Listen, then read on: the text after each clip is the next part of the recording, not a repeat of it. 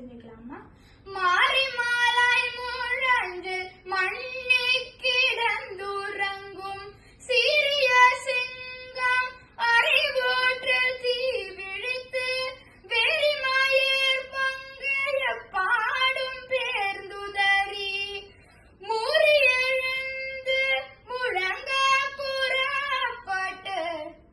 அப்படின்னா மழை காலத்துல மலை மேல குகையில அமைதியா படுத்து தூங்கிட்டு இருக்கிற பெருமையான சிங்கம்.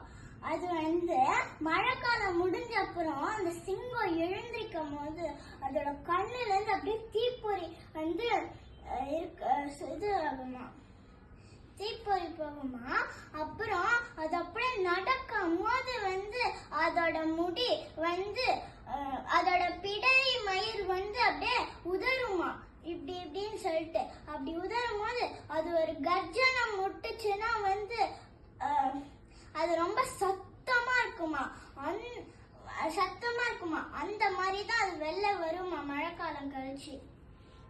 போதருமா போலே நீ பூவே பூவண்ணா.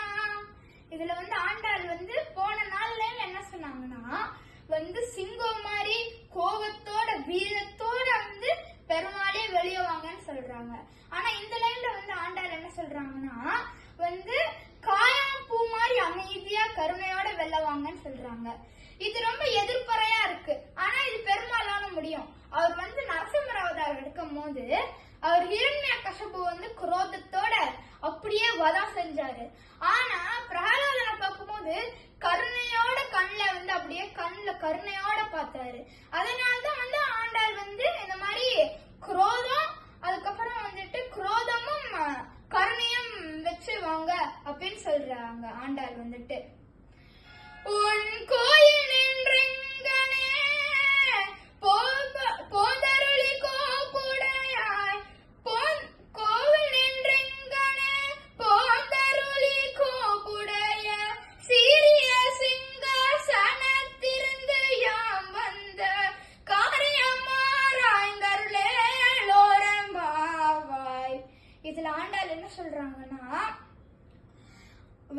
கருணையும் குரோதமும் உள்ள எம்பெருமானே, உன் கோவிலிருந்து எங்களுக்கு அழகாக அலங்கரித்த சிம்மாசனத்தில் உட்கார்ந்து எங்களுக்கு என்ன வேண்டுமோ அதை ஆராய்ந்து அருள் புரிங்க அப்படின்னு சொல்றாங்க.